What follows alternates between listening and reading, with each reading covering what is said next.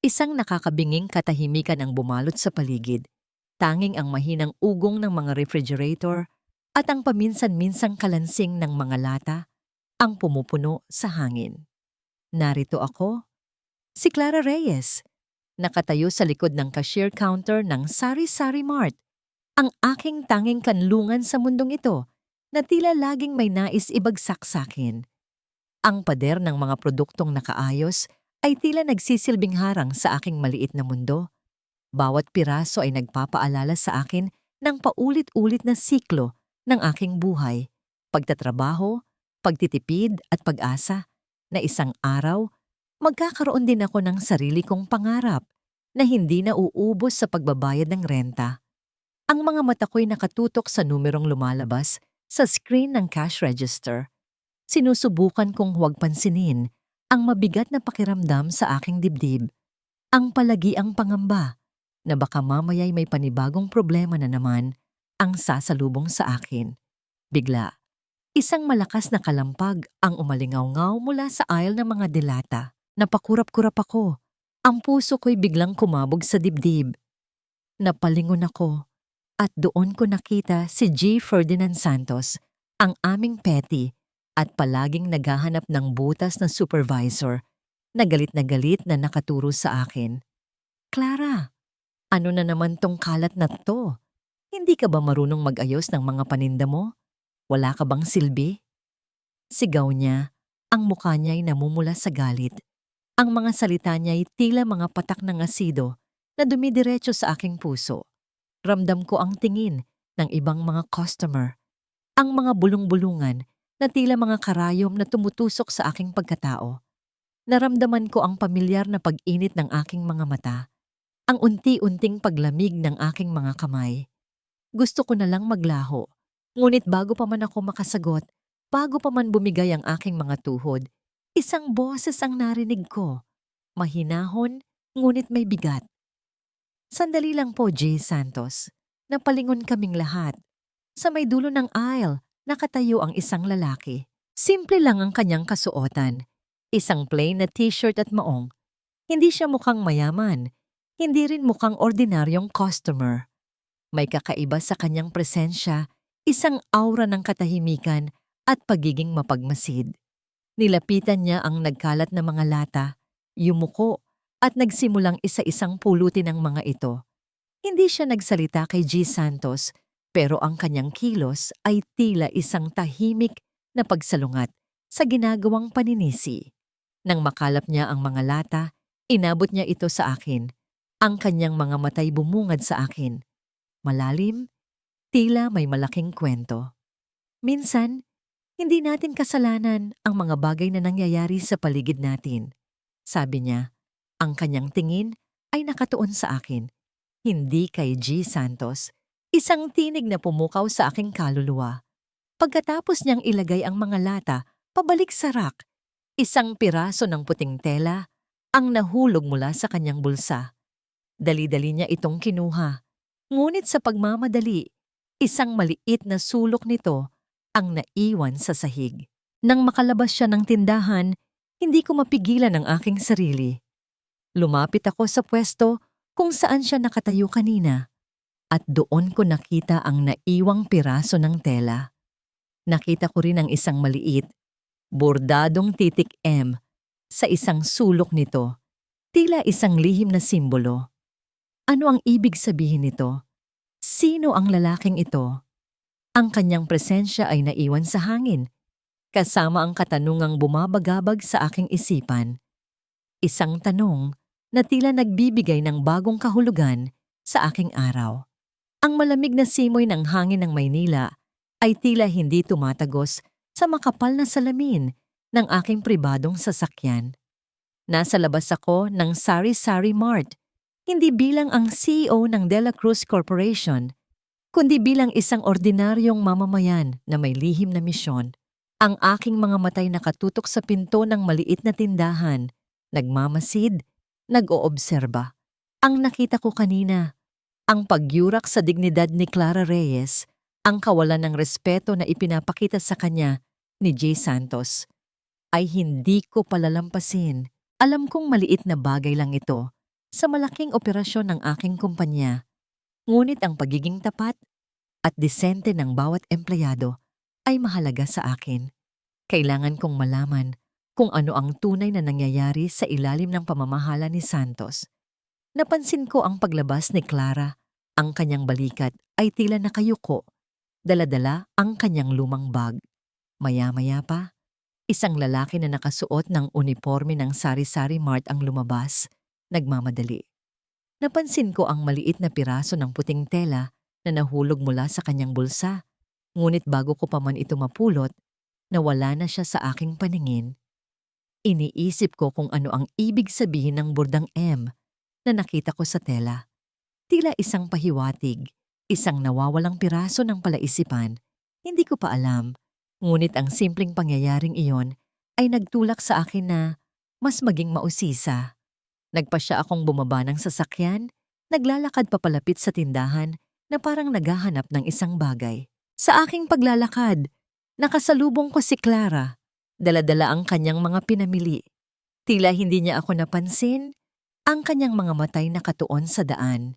Ngunit sa isang iglap, nadulas ang kanyang paa sa basang bahagi ng kalsada. Ang kanyang mga pinamili ay nagsiliparan. Ang mga prutas ay gumulong at ang kanyang bag ay bumagsak. Nagkalat ang laman nito. Hindi ako nag-atubili. Sa reflexes na hindi ko namalayan, sumugod ako. Inabot ang kanyang braso bago pa siya tuluyang bumagsak. Nagkabanggaan ang aming mga balikat at sa pagka-disorient, nahulog muli ang piraso ng puting tela mula sa aking bulsa. Naku, pasensya na, sabay naming sabi. Ang aming mga matay nagtama. Sa sandaling iyon, nakita ko ang bakas ng pagkabigla at pagkalito sa kanyang mga mata. Ngunit mayroon ding pamilyar na pagkilala. Ikaw, sabi niya, ang kanyang boses ay mahina. Alam kong napansin niya ako, ang lalaking tumulong sa kanya kanina. Napansin ko rin ang maliit na bordadong M sa tela na nasa sahig malapit sa kanyang paa. Mabilis ko itong dinampot, pilit na itinago ang aking pagkaalarma. Mukhang hindi maganda ang araw mo, miss, sabi ko. Pilit na nagpapakita ng pag-aalala habang inaabot ang kanyang mga nalaglag na gamit. Hayaan mong tulungan kita. Ang aking hangarin ay protektahan siya, ngunit ang bawat interaksyon namin ay nagpapalalim sa aking pagkahanga sa kanya. Habang inaayos namin ang kanyang mga gamit, napansin ko ang ilang mga larawan na nalaglag mula sa kanyang wallet, mga larawan ng kanyang pamilya, mga mukhang puno ng simpleng saya. May kung anong init na gumapang sa aking puso. Ang simpleng babaeng ito, na nababalot ng hirap, ay may pusong puno ng pagmamahal sa kanyang pamilya. Tila mas lalo akong naging determinado na alamin ang kanyang sitwasyon at hindi lamang yon, kundi bigyan siya ng proteksyon na nararapat sa kanya. Ngunit kailangan kong mag-ingat, kailangan kong panatilihin ang aking pagkakakilanlan. Ang pagkakrus ng aming mga landas sa ganitong paraan ay tila isang kapalaran na hindi ko maaaring baliwalain. Ang mga araw na ito ay tila nagkaroon ng kakaibang kulay. Pagkatapos ng insidente sa labas ng Sari-Sari Mart, hindi ko inaasahan na muli pa kaming magkikita. Ngunit tadhana nga naman, o marahil ay sadyang ginagawa niya lang ang paraan para kami ay magtagpo. Siya si Miguel, ang lalaking may mga matang, tila kayang basahin ang aking pagkatao at may ngiti na nagbibigay ng kakaibang init sa aking dibdib. Madalas na siyang dumadaan sa tindahan. Minsan ay bumibili ng ilang bagay. Minsan naman ay tila naghahanap lang ng pagkakataon na makita ako. Sa bawat pagtatagpo namin, tila nawawala ang bigat na aking dinadala. Isang hapon, pagkatapos ng mahabang shift, nagulat ako nang makita si Miguel na naghihintay sa labas, nakasandal sa kanyang sasakyan. Hindi ito ang mamahaling sasakyang una kong nakita, kundi isang ordinaryong kotse na tila akma sa kanyang simpleng pananamit. Clara, tawag niya. Isang malumanay na ngiti ang nasa kanyang mga labi. Pasensya na kung istorbo ako. Naalala ko lang, Nabanggit mo noon na gusto mong matikman ang totoong adobo ni Lola. Napadda ako. Paano niya naalala ang simpleng pangarap na iyon na ibinulong ko lang sa kanya nung una kaming nagkita? Mamigs, nautal kong sabi. Hindi sigurado kung paano tutugon. Hindi ko, hindi ko inakala. Halika na, sabi niya. Binuksan ang pinto ng passenger seat. Napag-usapan ko na ang nanay ko.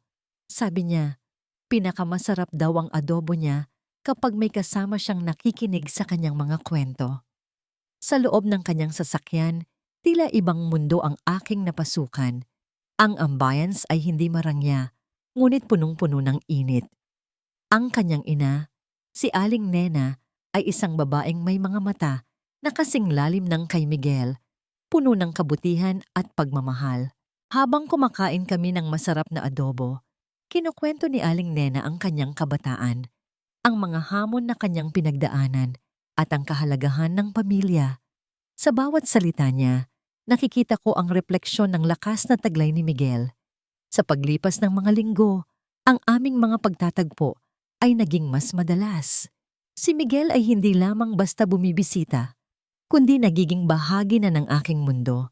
Tinutulungan niya akong ayusin ang mga gamit sa tindahan. Binibigyan ako ng mga simpleng payo tungkol sa pamamahala. At higit sa lahat, nakikinig siya. Nakikinig siya sa aking mga hinaing, sa aking mga pangarap, sa aking mga takot. At sa bawat pagbabahagi ko, tila mas lumalalim ang aming koneksyon. Ramdam ko ang kakaibang seguridad sa kanyang presensya, isang pag-asa na hindi ko akalain na mararanasan ko. Ngunit sa kabila ng lahat ng ito, mayroon pa ring bahid ng hiwaga kay Miguel. Hindi niya kailanman binabanggit ang kanyang trabaho o ang kanyang pamilya. Maliban sa kanyang ina, mayroon pa ring mga pader na hindi niya kayang gibain. Isang araw, habang nag-aayos kami ng mga paninda, napansin kong tinitingnan ako ni G. Ferdinand Santos mula sa labas ng bintana. Ang kanyang mga mata ay puno ng pagkairita at pagkainggit. Hindi nagtagal, pumasok siya sa tindahan. Ang kanyang mukha ay tila nag-uumapaw sa galit. Clara, sino na naman yang kasama mo? Bakit laging may bisita ka dito? Hindi ka ba nahihiya? Sigaw niya. Ang kanyang boses ay nanginginig sa galit. Hindi ko alam kung saan nanggagaling ang kanyang puot. Ngunit naramdaman ko ang pamilyar na takot na gumapang sa aking likod. Gayunpaman, sa pagkakataong ito, may kakaiba sa akin. Sa tabi ko si Miguel. Ang kanyang presensya ay tila nagbibigay sa akin ng lakas. G. Santos, mahinahon ngunit matatag na sabi ni Miguel. Hinarang ang sarili niya sa pagitan ko at ng supervisor. Si Clara ay kaibigan ko. Wala po kayong dapat ikabahala. Ang pagkakita sa pagtatanggol ni Miguel sa akin, ang kanyang pagtayo sa aking tabi, ay nagbigay sa akin ng kakaibang lakas. Ngunit sa likod ni J. Santos, nakita ko ang isang anino, isang babaeng nakatayo sa malayo, tila pinagmamasdan kami. May kung anong masamang pakiramdam ang bumalot sa akin. Ang bigat sa aking dibdib ay hindi na lamang dahil sa pagod mula sa trabaho o sa panibagong pagtatanggol ni Miguel laban kay J. Santos. May iba pang kakaibang nararamdaman, isang pagbabago na hindi ko maipaliwanag. Simula pa noong nakaraang linggo, nararamdaman ko ang kakaibang pagkahilo, ang pagiging sensitibo ng aking pangamoy sa mga karaniwang amoy sa kusina at ang pagbabago sa aking panlasa. Alam ko ang mga senyales na hindi ko inasahan, hindi ko pinangarap, hindi ko hiniling. Ang takot ay unti-unting gumapang sa aking puso. Isang malamig na kamay na bumalot sa aking pagkatao. Nang makauwi ako mula sa trabaho, hindi ko napigilan ang sarili. Nagmamadali akong pumunta sa pinakamalapit na botika, bumili ng pregnancy test kit. Ang aking mga kamay ay nanginginig habang binubuksan ng maliit na kahon. Bawat segundo ay tila isang oras. Nang makita ko ang 2 pulang linya, isang malinaw na senyales ng pagbubuntis. Tila bumagsak ang buong mundo ko. Napahawak ako sa aking bibig. Ang mga luha ay walang tigil sa pagtulo. Paano? Paano ito nangyari? Napakabilis ng lahat. Ang aking relasyon kay Miguel, bagamat nagsisimula pa lamang, ay puno pa rin ng mga katanungan at hindi kumpletong katotohanan. Naisip ko si Miguel, ang kanyang pagiging misteryoso, ang kanyang pagtanggi na pag-usapan ang kanyang tunay na buhay. Hindi ko alam kung paano niya matatanggap ang balitang ito. Sa aking sitwasyon bilang isang simpleng empleyado at siya, sino nga ba talaga siya? Ang kanyang pagiging palakaibigan at maalalahanin ay tila taliwas sa malaking lihim na kanyang itinatago. Ang pagbubuntis na ito ay hindi lamang isang simpleng pagbabago sa aking buhay. Ito ay isang malaking responsibilidad, isang bagay na hindi ko alam kung kaya ko bang harapin mag-isa. Ang aking pamilya na malayo sa akin ay hindi ko magagawang lapitan agad. Ang aking trabaho na siyang bumubuhay sa akin ay maaaring mawala. Sa gitna ng aking pagkalito at takot, may isang imahe ang pumasok sa aking isipan. Ang babaeng nakita ko sa labas ng tindahan, ang tila nagmamasid sa amin ni Miguel. Sino siya? May kinalaman ba siya sa pagiging misteryoso ni Miguel? O baka naman, may kinalaman siya sa aking sitwasyon? Ang mga katanungang ito ay nagdagdag lamang sa bigat na aking nararamdaman. Napaupo ako sa gilid ng aking maliit na kama, yakap-yakap ang aking sarili. Ang aking mga luha ay tila walang katapusan. Kailangan kong malaman ang katotohanan. Kailangan kong maging matatag, hindi lamang para sa aking sarili, kundi para sa maliit na buhay na nabubuo sa aking sinapupunan. Ngunit sa ngayon, ang tanging nararamdaman ko ay ang matinding pag-iisa at kawalan ng pag-asa. Sa aking paglabas ng botika, dala ang maliit na plastic bag na naglalaman ng aking tinatagong sikreto. Nakikita ko si Miguel na papalapit. Nakatayo siya sa kabilang kalsada. Ang kanyang mukha ay nagpapakita ng pag-aalala. Tila alam niya. Paano niya nalaman? O baka naman, nagkataon lamang. Sa pagmamadali kong makatakas, sa pagnanais na maitago ang aking kalagayan, bigla akong tumakbo. Hindi ko alintana ang panganib. Ang aking tanging naiisip ay ang mailayo ang aking sarili. Ang itago ang katotohanan ito. Habang tumatakbo ako, narinig ko ang kanyang sigaw, ang kanyang pagtawag sa aking pangalan. Ngunit hindi ako lumingon. Ang takot at pagkalito ay mas nangingibabaw kaysa sa anumang pagmamahal na aking nararamdaman. Tila ang buong mundo ay nagiging isang malaking hamon para sa akin. Ang pagtakbo ni Clara palayo sa akin ay tila isang malakas na sampal. Nakita ko ang takot sa kanyang mga mata, ang pagkalito, at ang determinasyong tumakas. Alam kong may kakaiba siyang dinadala, isang pasanin na hindi niya kayang sabihin sa akin. At alam ko rin kung sino ang may kagagawan nito, si Isabela Vergara. Ang kanyang presensya sa labas ng tindahan noong isang araw ay hindi nagkataon lamang. Tila ba ang bawat hakbang ko patungo kay Clara ay binabantayan niya. Naghihintay lamang ng pagkakataon na sirain ang lahat. Agad akong bumalik sa aking sasakyan. Ang isip ko'y magulo. Kailangan kong kumilos. Kailangan kong protektahan si Clara, hindi lamang mula kay G. Santos, kundi mula sa mas malaking panganib na hindi niya pa alam. Habang nagmamaneho pabalik sa aking opisina, tinawagan ko si Ricardo, ang aking pinagkakatiwalaang security consultant. Ricardo, kailangan ko ng tulong mo. May isang babae na kailangan mong bantayan. Clara Reyes ang pangalan niya. Siguraduhin mong ligtas siya. Walang makakalapit sa kanya nang walang pahintulot ko.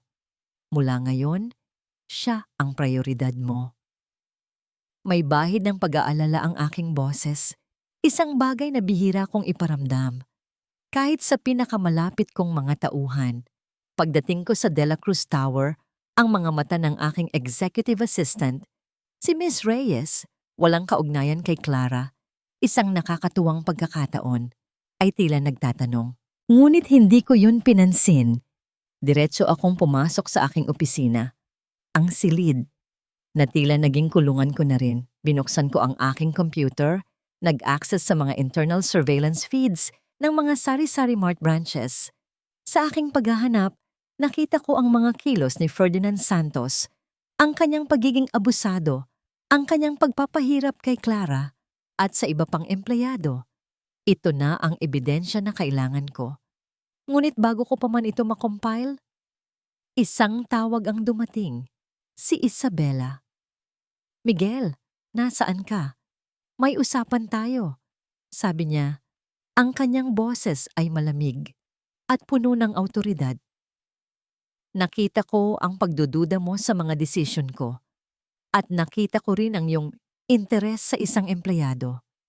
Ang kanyang mga salita ay tila mga patak ng yelo. Alam kong nararamdaman niya ang aking pagtutol, ang aking paglihis sa kanyang mga plano.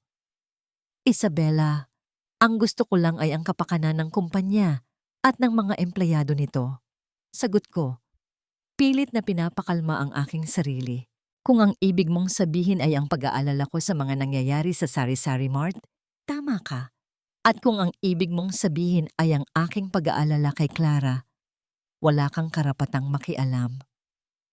May kung anong paghamon ang narinig niya sa aking boses. "Huwag mong kalimutan kung sino ang nagbibigay sa iyo ng kapangyarihan, Miguel. Huwag mong kalimutan ang iyong posisyon," banta niya. "At huwag mong isipin na hindi ko nakikita ang iyong pagiging malambot. May mga bagay na kailangan mong isakripisyo para sa mas malaking kabutihan ng pamilya De La Cruz." Pagkatapos ng tawag, tila mas lalong bumigat ang aking dibdib. Ang presyon mula sa board, lalo na kay Isabela, ay hindi biro. Ngunit ang imahe ni Clara, ang kanyang takot, at ang aking nararamdaman para sa kanya, ay nagbigay sa akin ng bagong determinasyon. Kailangan kong kumilos ng mabilis, hindi lamang para sa aking posisyon, kundi para sa kanyang kaligtasan. Napagpasyahan kong ipadala ang mga nakalap kong ebidensya laban kay Santos sa HR department na may kasamang utos na agad itong imbestigahan at aksyonan. Hindi ko hahayaang may manakit o manlait kay Clara. Sa aking paglabas ng opisina, napansin ko ang isang familiar na mukha sa lobby, si Ferdinand Santos, kasama ang isang babaeng hindi ko kilala. Ngunit ang aura nito ay tila pamilyar. Si Isabela. Nakita ko ang pagtatagpo ng kanilang mga mata, isang lihim na pagtango na tila nagpapahiwatig ng kanilang kasunduan. Isang malamig na kaba ang gumapang sa aking likod.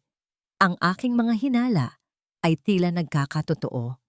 Hindi lang si Isabela ang kalaban ko, kundi tila mayroon pa siyang mga kasabwat sa pinakamababang antas. Ang pagtakbo ko palayo kay Miguel ay tila isang instinct na hindi ko mapigilan.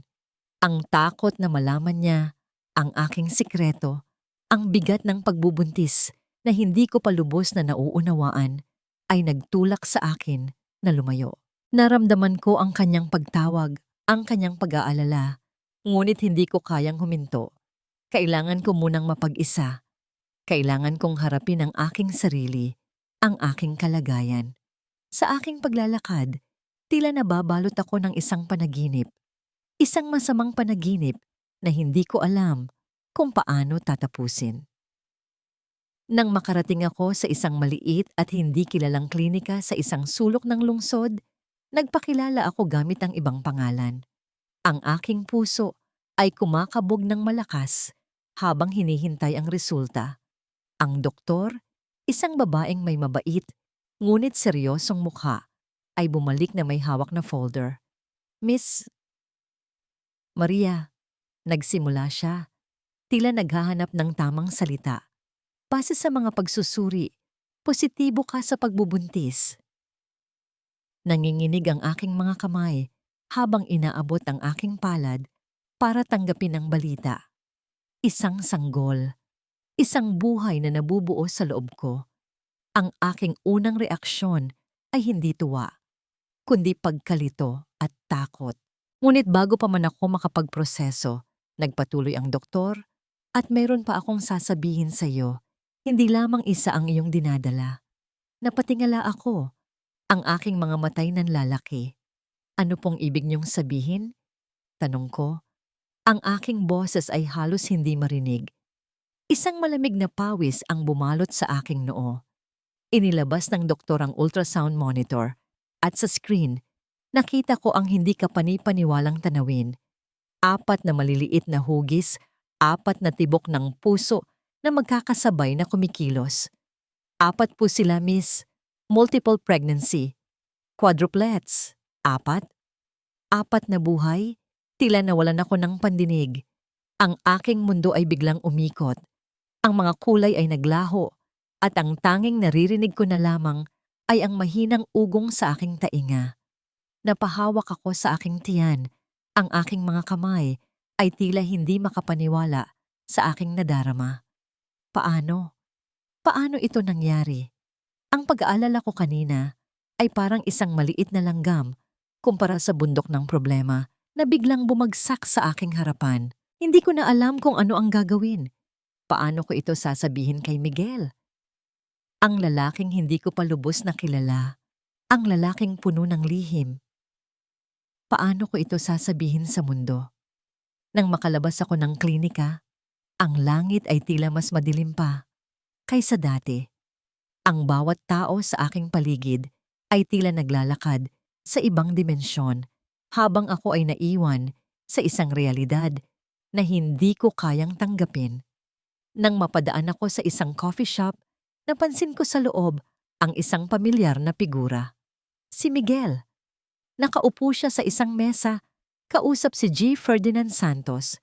Ang kanilang mga mukha ay seryoso, tila may mahalagang pinag-uusapan. Ngunit ang nakita ko ay ang kanilang paglalapitan, ang kanilang pag-uusap na tila may malalim na kasunduan. Para sa akin, sa aking kasalukuyang kalagayan, tila ang nakikita ko ay isang malaking pagkakanulo.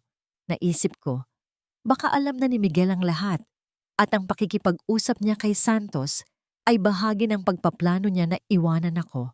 Ang aking puso, napagod na sa pag-asa ay tila tuluyang nadurog. Ang kaunting natitirang pag-asa ay napalitan ng matinding kalungkutan at pakiramdam ng pagkaabandona. Sa sandaling iyon, naramdaman kong wala na akong ibang magagawa, kundi ang yakapin ang aking kapalaran. Gaano man ito kasakit. Ang pagtitipon sa boardroom ay parang isang paglalaro ng chess, kung saan ang bawat kilos ay may katumbas na panganib.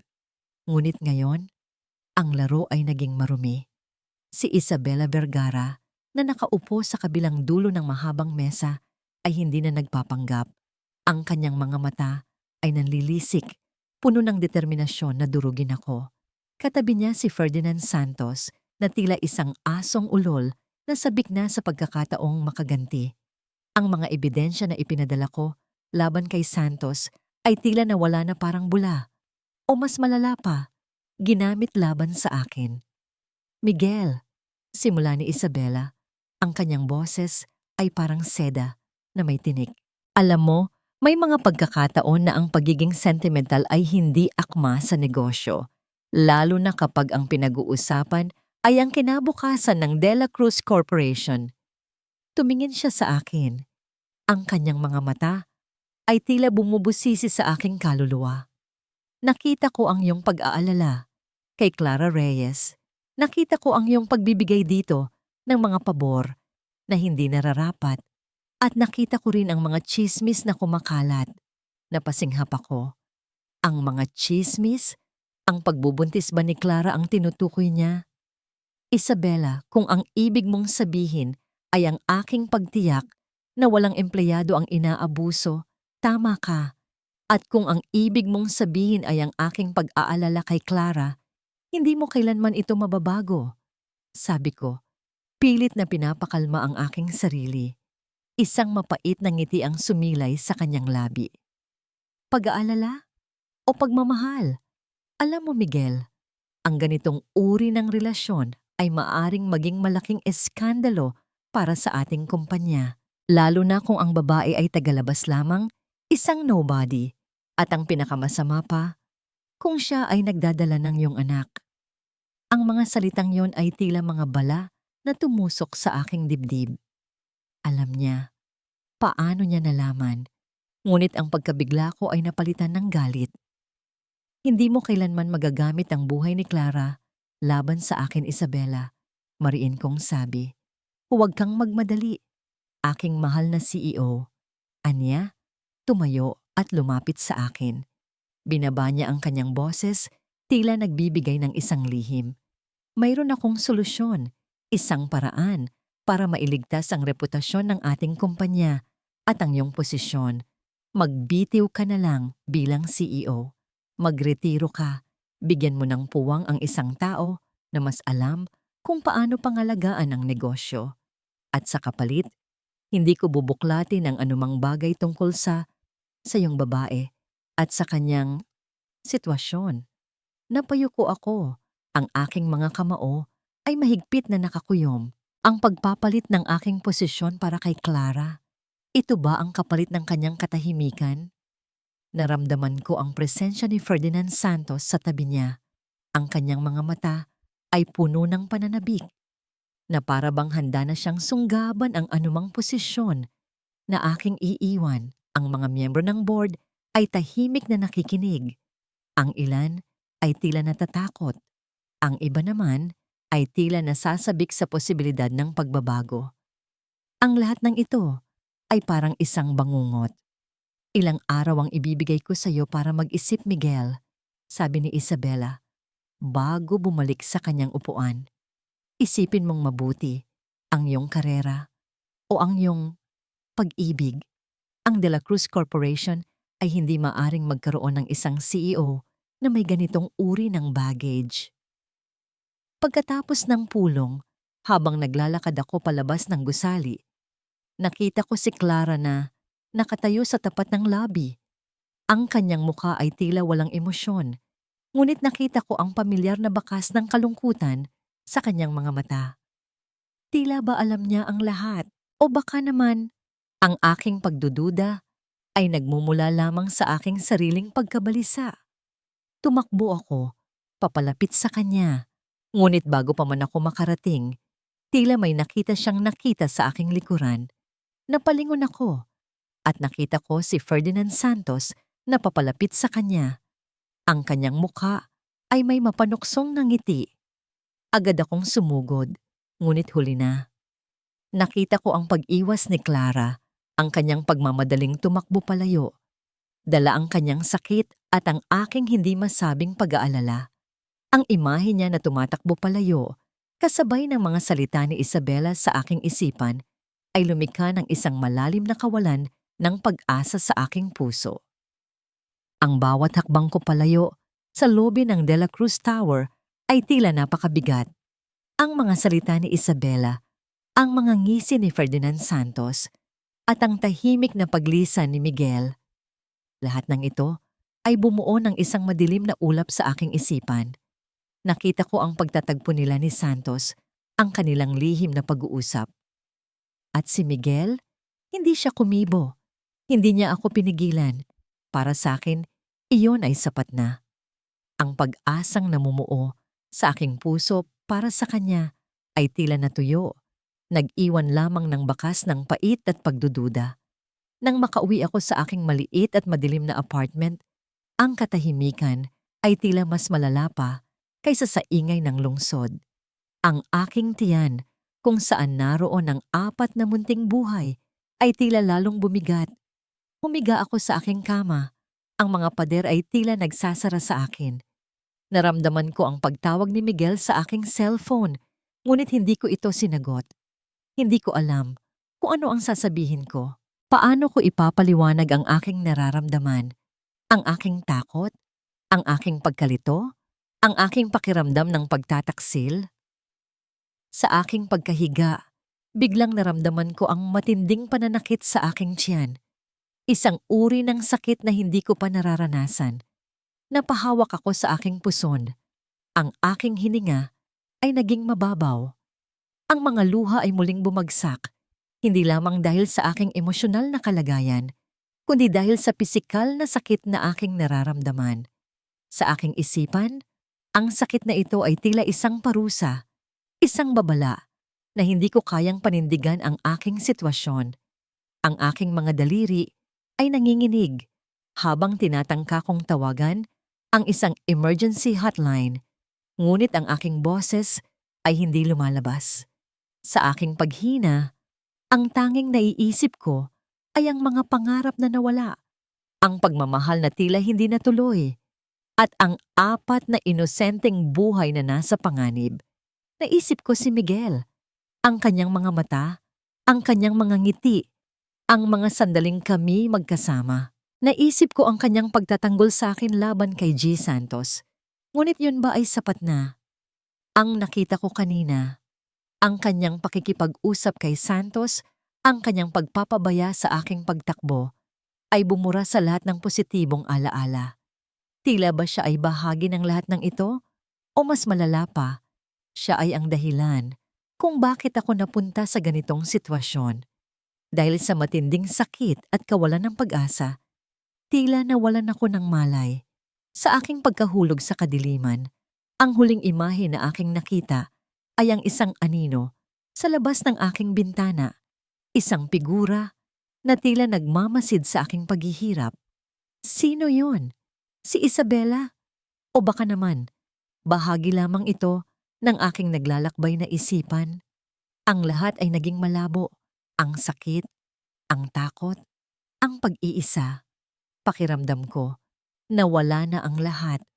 Ang aking mga pangarap, ang aking hinaharap, at ang mga buhay na dapat kong protektahan.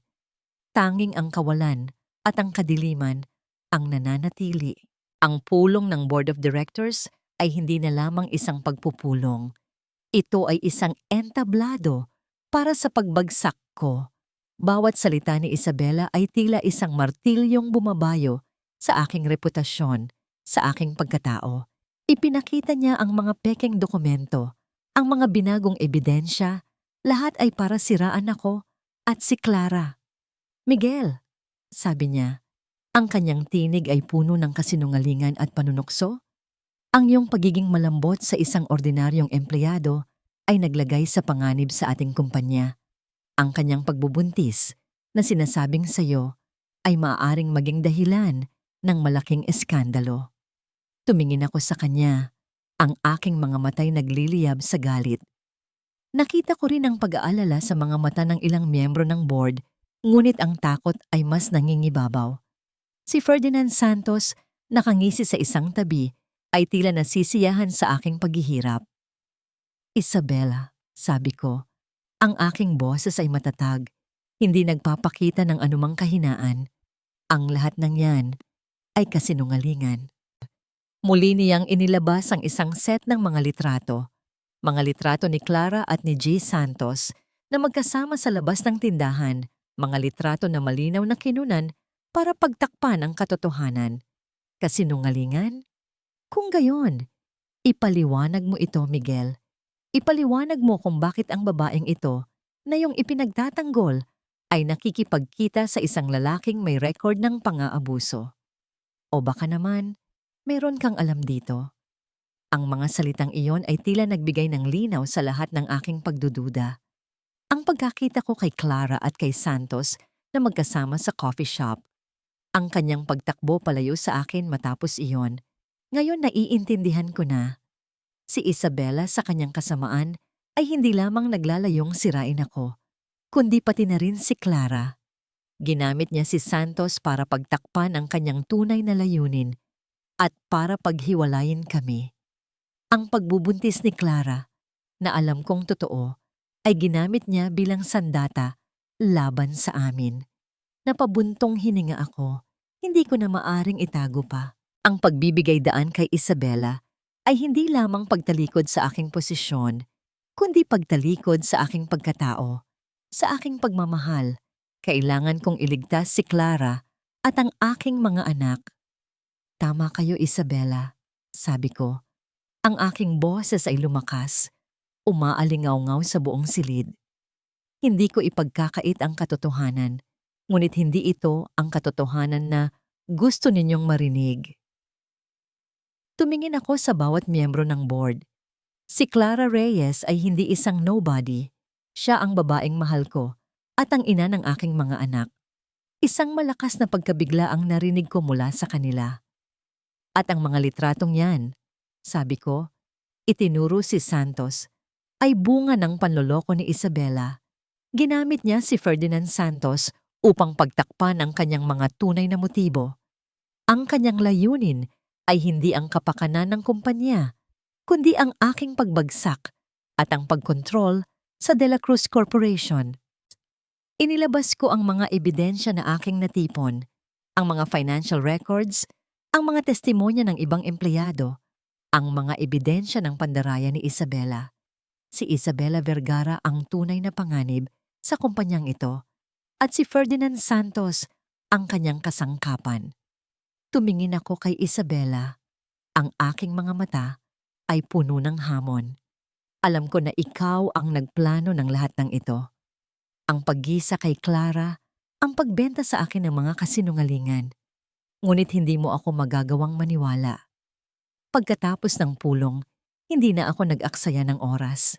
Agad akong pumunta sa ospital kung saan ko na lamang dinala si Clara. Nang makita ko siya sa kwarto, payat, mahina, ngunit buhay, isang malaking kaluwagan ang aking naramdaman. Ang mga luha ay pumatak sa aking mga mata habang lumalapit ako sa kanya. Clara, sabi ko, ang aking boses ay nanginginig. Patawad, patawad kung nagkulang ako. Ngunit ngayon, nandito na ako. Nandito na ako para sa'yo at para sa ating mga anak. Lumuhod ako sa tabi ng kanyang kama, hinawakan ng kanyang kamay.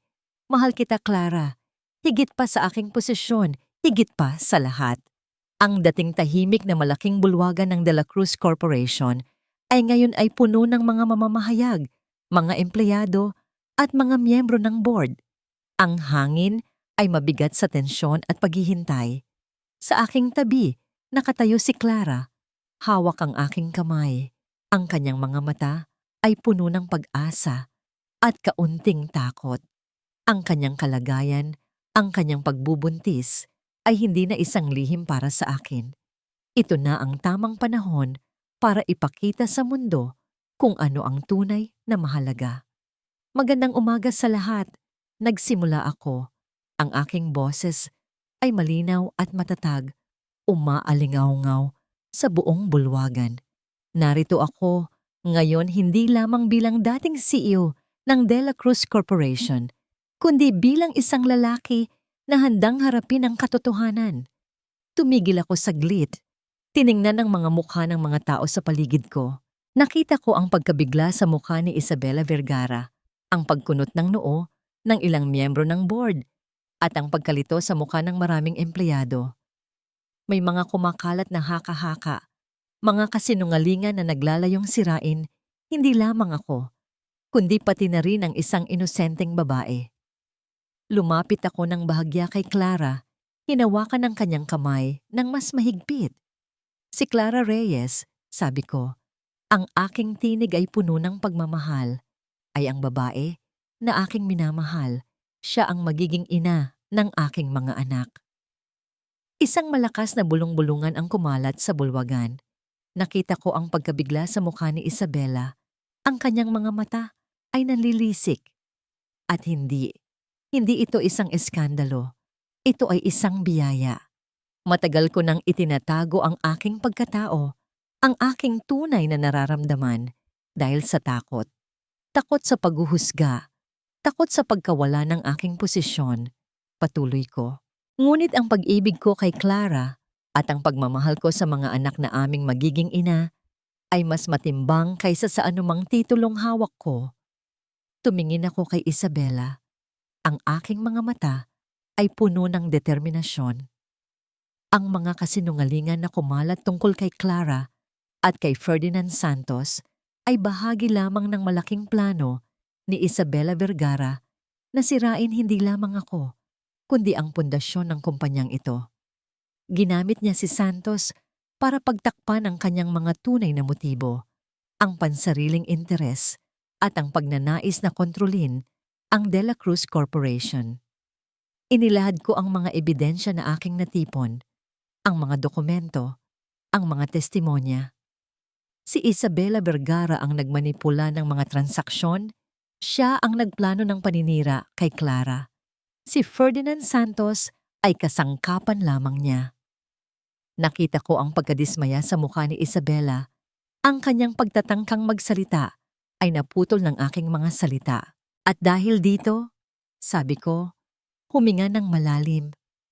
Ako ay formal na nagbibigay ng aking pagbibitiw bilang CEO ng Dela Cruz Corporation. Isang malakas na sigawan ang narinig mula sa mga empleyado. Nakita ko ang pagkalito sa mukha ng ilang miyembro ng board, ngunit para sa akin, ito ay kalayaan. Hayaan ninyong masanay ako sa bagong buhay kasama si Clara at ang aming mga anak. Ang pamilya ang tunay na yaman, hindi ang posisyon o ang pera. Sa pagtatapos ko ng aking pahayag, lumapit si Isabela, ang kanyang mukha ay puno ng galit. Hindi mo magagawa ito, Miguel. Hindi mo ako maaaring isama sa iyong pagbagsak. Sinubukan niyang itulak si Clara, ngunit agad akong humarang. Naramdaman ko ang pagtulak niya sa akin, ngunit nanatili akong matatag. Ang aking pagmamahal kay Clara ang nagbibigay sa akin ng lakas. Napapalibutan kami ng seguridad ng kumpanya na tila alam na ang kanilang susunod na gagawin. Nakita ko ang pagdating ng mga pulis na tila naghihintay lamang ng hudyat. Ang katotohanan ay nagsimula ng lumabas at walang makakapigil dito. Ang paglabas namin sa De La Cruz Tower, hawak ang kamay ni Miguel ay tila paglabas sa isang mahabang bangungot. Ang dating mundo na puno ng takot at pagdududa ay napalitan ng isang hindi tiyak ngunit puno ng pag-asa na kinabukasan. Hindi na ako ang dating Clara Reyes, ang empleyada na laging natatakot at nagtatago. Ngayon, ako ay si Clara, ang babaeng minamahal ni Miguel, ang ina ng 4 na bata, at isang babaeng nakahanap ng lakas sa gitna ng pagsubok. Ang aming unang mga linggo bilang isang pamilya ay hindi naging madali. Ang paglipat mula sa aking maliit na apartment patungo sa isang mas malaking bahay na hindi kasing laki ng dating tahanan ni Miguel, ngunit sapat na para sa aming lumalaking pamilya, ay isang malaking pagbabago. Nakasanayan ko ang simpleng pamumuhay, ngunit ngayon, kailangan kong masanay sa isang buhay kung saan mayroon kaming suporta, ngunit wala ang dating pagmamalaki at yaman. Hindi na si Miguel ang CEO, hindi na siya ang nasa tuktok ng korporasyon. Ngayon, siya ay isang ama na nagsisikap na magbigay ng pinakamahusay para sa amin. Mahal, okay ka lang ba? Tanong ni Miguel isang umaga habang naghahanda kami ng almusal. Tinitingnan niya ako na may pag-aalala sa kanyang mga mata. Isang pag-aalala na hindi na dahil sa kanyang posisyon, kundi dahil sa simpleng pagmamahal. Tinitingnan niya ang aking tiyan na unti-unting lumalaki, ang mga bakas ng 4 na buhay na aking dinadala. Napangiti ako. Oo naman, mahal. Masaya ako. Sa kabila ng pagbabago sa aming buhay, ang pinakamalaking pagbabago ay nasa aking sarili. Hindi na ako ang Clara na madaling masaktan o matakot. Ang mga karanasan ko, ang pagsubok na aking dinaanan, ay humubog sa akin. Nalaman ko ang aking sariling lakas. Naramdaman ko ang tibay ng aking puso. At higit sa lahat, nalaman ko ang tunay na kahulugan ng pag-ibig at pagpapatawad. Naisip ko ang aking mga anak. Para sa kanila, kailangan kong maging matatag. Kailangan kong ipakita sa kanila ang isang ina na hindi sumusuko. Samantala, ang kaso laban kay Isabela Vergara at Ferdinand Santos ay patuloy na umuusad. Ang mga ebidensya na inilabas ni Miguel ay sapat na para simulan ang legal na proseso. Nakita ko ang kapayapaan sa kanyang mukha habang tinutugunan niya ang mga ito, hindi bilang CEO na nagtatanggol sa kumpanya, kundi bilang isang tao na nagtatanggol sa katotohanan at sa kanyang pamilya. Ang kanyang pagbibitiw ay hindi isang pagbagsak, kundi isang pag-angat. Nakahanap siya ng bagong landas, isang landas na mas makabuluhan para sa kanya. Nagsimula siyang mamahala sa isang maliit na foundation na tumutulong sa mga kabataang nangangailangan. Isang bagay na mas malapit sa kanyang puso. Isang gabi, habang nakahiga kami, pinapanood ang 4 na maliliit na pagkilos sa aking sinapupunan. Bumulong si Miguel sa aking tainga. Clara, salamat. Salamat sa pagbibigay mo sa akin ng pagkakataon na maging isang tunay na ama, isang tunay na asawa. Sa iyo ko natagpuan ang tunay kong kahulugan. Hinaplos niya ang aking tiyan at sa sandaling iyon, naramdaman ko ang lubos na kapayapaan at kaligayahan. Ito na ang bagong simula. Isang simula na puno ng pagmamahal, pag-asa, at ang pangako ng isang masayang kinabukasan para sa aming lumalaking pamilya. Ang paglubog ng araw ay nagpinta ng mga kulay kahel at rosas sa kalangitan. Isang perpektong tanawin na sumasalamin sa bagong simula ng aming pamilya. Narito kami sa aming simpleng sala na ngayon ay napupuno ng mga laruan at mga ngiti ng aming 4 na anak. Si Clara, ang babaeng minahal ko sa unang tingin, ang babaeng nagbigay sa akin ng pinakamalaking biyaya, ang pagiging ama, ay nakangiti habang pinapanood ang aming mga anak na naglalaro. Ang kanyang mga mata na dati puno ng takot at kalungkutan ay ngayoy nagniningning sa liwanag ng pagmamahal at kapayapaan. Hindi ko akalain na ang landas na aking tinahak ay magbubunga ng ganito. Ang pagtalikod ko sa aking posisyon bilang CEO ay hindi isang pagkawala, kundi isang pagtatagumpay. Ang pagkawala ng titulo ay nagbigay sa akin ng kalayaan na matagpuan ang aking tunay na sarili, ang pagiging isang ama at isang asawa. Ang pagpapatakbo ng foundation ay nagbigay sa akin ng mas malalim na kasiyahan, ang pagtulong sa mga nangangailangan, ang pagbibigay ng pag-asa sa mga katulad ni Clara noon. Tingnan mo sila, sabi ni Clara. Ang kanyang tinig ay puno ng pagmamalaki. Ang ating mga anak, hindi ko inakala na darating ang araw na makikita ko silang ganito kasaya. Lumapit ako sa kanya, niyakap siya mula sa likuran at hinaplos ang kanyang tiyan na ngayon ay hindi na kasing laki ng dati. Ngunit puno pa rin ng alaala ng 4 na maliit na buhay na minsang naroon. Salamat sa iyo, Clara. Sa iyo ko natutunan ang tunay na kahulugan ng pamilya, ang pagiging isang ama, ang pagmamahal sa iyong asawa, ang pagharap sa hamon ng magkasama. Tumingin ako sa aming mga anak, sina Mateo, Lucas, Rafael at Sofia. Bawat isa sa kanila ay isang piraso ng aming pag-ibig, isang patunay ng aming katatagan. Naalala ko ang lahat ng aming pinagdaanan, ang mga lihim, ang mga panganib, ang mga pagsubok. Ang kaso laban kay Isabela Vergara ay nagresulta sa kanyang pagkakakulong at si Ferdinand Santos naman ay naharap sa legal na pananagutan para sa kanyang mga krimen. Ang De La Cruz Corporation ay nagkaroon ng bagong pamumuno, isang pamumuno na mas tapat at mas makatao. Salamat sa mga ebidensyang inilabas namin. Ngunit ang pinakamahalaga sa lahat ay ang aming pamilya. Lumapit ang aming panganay na si Mateo, hinila ang aking pantalon. Daddy, laro tayo. Natawa ako. Bumaling ako kay Clara, isang malalim na tingin ang aming pinagpalitan. Tara na, sabi ko. Oras na para sa isang pangarap na natupad.